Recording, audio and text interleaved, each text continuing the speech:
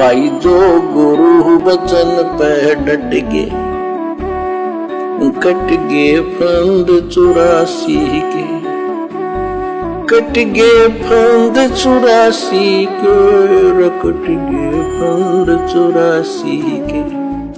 भाई जो गुरु बचन पे डट गे, कट गे फंद 84 के, कट गे फंद 84 के, कट गे फंद 84 के।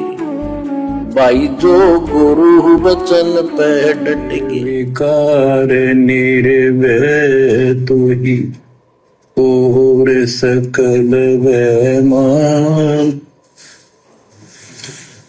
जी साधो और सकल वैमान, सब पर तेरी साहिबी, सब पर तेरी साहिबी, तुझ पर साहिब नाम, निर्विकार निर्भय।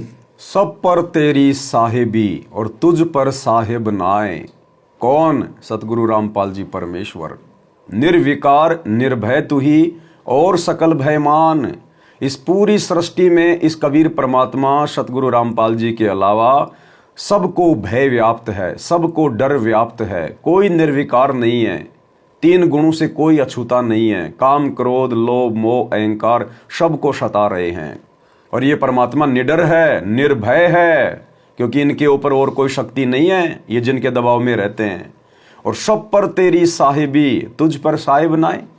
तो जब हमारे गुरुदेव के अलावा सृष्टि में और कोई साहिब है ही नहीं, और सबके ऊपर हमारे गुरुदेव की साहिबी है, इन्हीं की दादागिरी है, इन्हीं का साम्राज्य है, इन्हीं का राज है, तो भला इनके अलावा हम और किसको दंडवत करें, और हम किसका जय जयकार करें? इनके अलावा और हम किसकी फोटो अपने घर पे रखें, किसकी पूजा करें? क्योंकि पूजा, जय जयकार, दंडवत उसी का किया जाता है जो सर्वशक्तिमान होता है। और भाई वो सर्वशक्तिमान एकमात्र परमात्मा आज धरती पर हमारे पूज्य गुरुदेव हैं, जो स्वयं कबीर परमात्मा हैं। तो हमने तो सीधा सीधा जो कनेक्शन है वो अपने गुरुदेव से स्थापित करना है। बाकी जितने भी महापुरुष हैं, उनकी फोटोएं हैं, ये सब गुरुदेव ने हमें भक्ति का पाठ पढ़ाने के लिए उन फोटोओं को यूज किया है, उन महापुरुषों का नाम यूज किया है। हमारे जीवन में उन महापुरुषों की केवल वाणियों का महत्व है, उन महापुरुषों की फोटो का महत्व नहीं है। उन महापुरुषों की जय जयकार करने से, उनको दंडवत करने से हम पतिव्रता पद से नीचे गिर जाएंगे, क्योंकि वे हमारे लिए मुर्दा हैं, मुर्दा। वे आज धरती पे प्रकट नहीं हैं। हमारे लिए तो वक्त गुरु सबसे महत्व है, वक्त गुरु। परमपिता परमात्मा कबीर जी की ऐसी मर्यादा से बच्चों, पुण्यात्माओं, आपको उस परमपिता समर्थ सक्षम ठाडे की शरण प्राप्त हुई है। आज हमें शरण किसकी प्राप्त हुई है? अपने गुरु जी की, क्योंकि हमने नाम किससे लिया? गुरु जी की। तो हम शरण में किसके? गुरु जी की। और गुरुदेव क्या कह रहे हैं कि परमपिता परमेश्वर कबीर जी की दया से बच्चों तुम्हें उस कबीर परमात्मा की शरण प्राप्त हुई है, उस ठाडे भगवान की शरण जो है प्राप्त हुई है। तो कौन है वो ठाडा भगवान? कौन है वो समर्थ भगवान? कौन है वो कबीर भगवान? आज हमें जिसकी शरण प्राप्त हुई है, हमारे गुरुदेव। और गुरु की कृपा से ही हुई है, क्योंकि गुरु स्वयं कबीर परमात्मा है और अपने आप को छुपाकर इस प्रकार से परमेश्वर अपने दूसरे रूप को महत्व दे रहे हैं, जिसे दुनिया कबीर दास के नाम से जानती है, मानती है, एक दाढ़ी मूछ वाली फोटो। तो कह रहे कि परमपिता परमेश्वर समर्थ भगवान कबीर की दया से बच्चों तुम्हें कबीर परमात्मा की शरण प्राप्त हुई है। तो किसकी दया से शरण प्राप्त हुई? कबीर परमात्मा की दया से। तो हमारे ऊपर तो गुरु जी की दया हुई ना, क्योंकि हमने तो गुरु जी के सत्संग सुन के उनकी शरण ली है।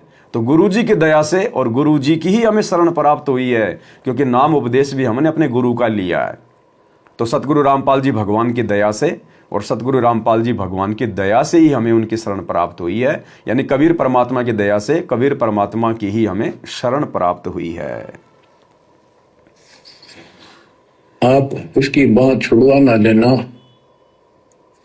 वो जो बांह जिसकी पकड़ लेता उसको पार करके छोड़ता है। परमात्मा कहते हैं आप उस परमात्मा की बाँ को छोड़ मत देना।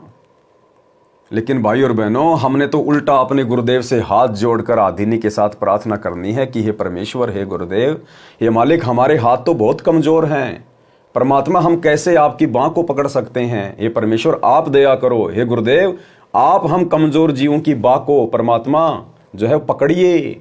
परमेश्वर, आप यदि पकड़ लेंगे तो सृष्टि में दूसरा कोई छुड़वाने वाला नहीं है। यदि हमने पकड़ लिया तो परमात्मा, हम तो कमजोर जीव हैं, कभी भी छूट जाओगे मालिक। हम तो 3 गुणों के अधीन हैं, 5 तत्वों के अधीन हैं। हमारे ऊपर तो परमात्मा शक्तियां ही शक्तियां हैं। लेकिन आप सर्वमान हैं, सर्वशक्तिमान है, आपके ऊपर कोई साहिब नहीं है। ये परमात्मा, आप जिसका हाथ पकड़ लोगे, आप जिसको अपना मान लोगे, दीनन के जी दयाल भक्ति बिरद दीजिए, खाने जात गुलाम हूं अपना कर जानिए। ये परमात्मा, आप हमें अपना मान लो। हमने तो आपको मान लिया परमात्मा, जितना हमारा सामर्थ्य है, जितनी हमारी औकात है, आपके सत्संग सुन के, आपके विचार सुनकर। बाकी परमेश्वर, फाइनल तो आपने ही हम जीवों को अपना मानना पड़ेगा, आपने ही हमारी बाँ पकड़नी पड़ेगी परमेश्वर, तभी हम भवसागर से पार हो पाएंगे। आप उसकी बाँ छुड़वा ना देना। वो जो बाँ जिसकी पकड़ लेता उसको पार करके छोड़ता है। और निवेदन करते हैं हम, कबीर अंतर्यामी एक तू आत्म के आधार, जो तुम छोड़ो हाथ तो कौन उतार पाए। हे परमात्मा, यदि तू हमारी बाँ छोड़ देगा, हमारा हाथ छोड़ देगा, फिर हमारा इस संसार में है भी कौन, हमें कौन। और परमात्मा यानी गुरुदेव भगवान भगत की बाँ उस समय छोड़ेगा। देखो, बात तो हमारी परमात्मा ने पकड़ ली, यानी हमें उपदेश दे दिया, अपनी शरण में ले लिया, इसको कहते हैं बाँ पकड़ना। अब यदि हम छुड़वाएंगे अपनी गलती से, तो वो कैसे छुड़वाएंगे? गुरु की मर्यादा तोड़कर, गुरु को परमात्मा ना मानकर, इस भक्ति मार्ग को और सतगुरु को हल्के में लेकर। तो भाई और बहनों, अब हमने भी अपनी तरफ से जितनी ड्यूटी परमात्मा ने हमारी लगाई है, हमने भी अपने हिसाब से पूरा प्रयास करना है कि हम कोई भी गलती करके, कोई भी मर्यादा तोड़ के अपने गुरुजी से अपनी बाँ ना छुड़वा लें। क्योंकि ये परमात्मा का ऑटोमेटिक सिस्टम है, काल के साथ परमात्मा का नियम है, एग्रीमेंट है कि परमात्मा जो आपके ज्ञान में रहे, ज्ञान में रहने का मतलब जो आपकी शरण में रहे, जो आपकी मर्यादा में रहे, जो आपको परमात्मा माने, आपके सिवा जिसे कुछ भी दिखाई ना दे, परमात्मा ऐसे भक्तों को आप सतलोक लेकर जा सकते हैं।